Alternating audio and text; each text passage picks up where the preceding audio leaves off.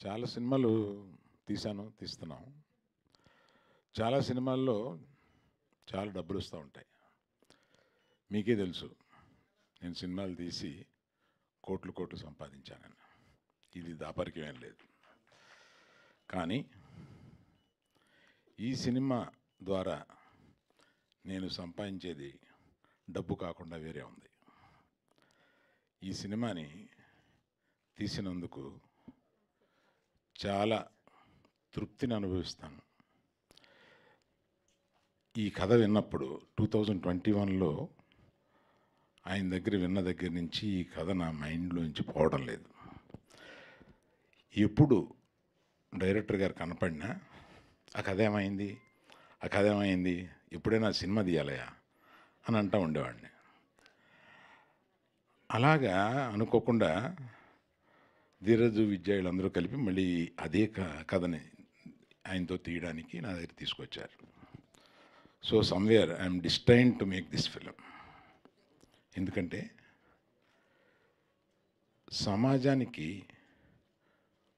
కొన్ని చెప్పాలి,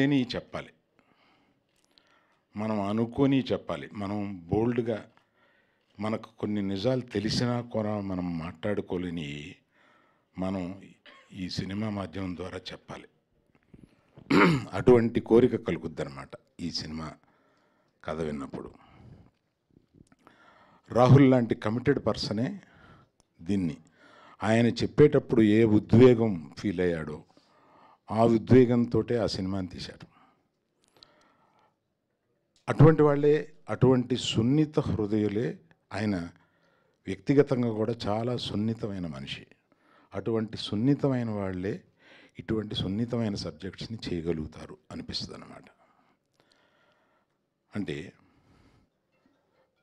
ప్రతి యువతి, ప్రతి యువకుడు ఈ సినిమాని చూడాలని నాకు అనిపిస్తుంది. ఇది ఎన్ని జోక్స్ ఉన్నాయి, ఎన్ని పాటలు ఉన్నాయి, ఎంత ఎంటర్టైన్మెంట్ ఉంది, అలా చూడడానికి లేదు ఈ సినిమాని. అవన్నీ జోడిస్తే ఈ సినిమా రాదు.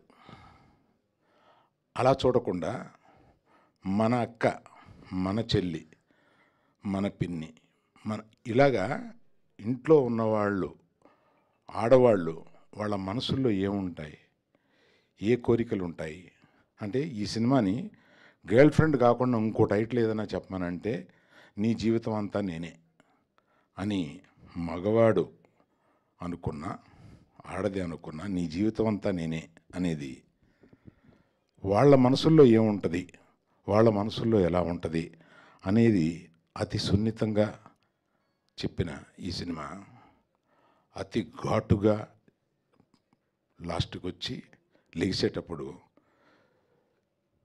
ఎంతమంది పర్సంటేజో చెప్పలేను, కానీ కొంతమంది ఈ సినిమా చూసి రాత్రి నిద్రపోరు. అంటే ఇట్ విల్ చేజ్ దెమ్. ప్రతి ఇంట్లోనూ ఒక జీవితంలోకి ఇది రిఫ్లెక్ట్ అవుతూ ఉంటుంది. ప్రతి అమ్మాయి తనకు జరిగినా జరగకపోయినా తన స్నేహితురాలకు జరిగి ఉంటుంది.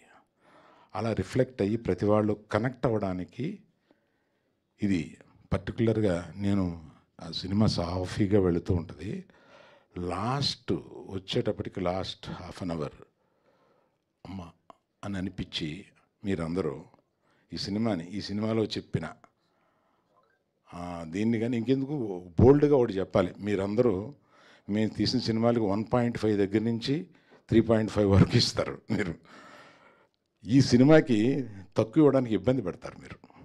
అది ఎంత గొప్పగా ఆడని గొప్పని. సో ఈ సినిమా అటువంటి తృప్తికరమైన సినిమా. ఎంత డబ్బు అని కాకుండా ఇటువంటి సినిమా తీయగలిగాము అన్న ఒక సాటిస్ఫాక్షన్ ఉంటుంది. రష్మిక ఆ అమ్మాయి అంటే జీవించేసింది అనమాట ఆ క్యారెక్టర్లో. అంటే అమ్మాయి గ్రేట్ ఆర్టిస్ట్ ఎలా అంటే పలుకుద్ది.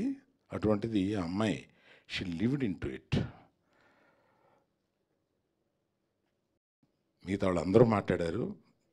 సక్సెస్ మీట్లో కూడా మళ్ళీ రష్మిక అప్పుడు ఉంటుంది కనుక రష్మిక ఉన్నప్పుడు చెప్తాను.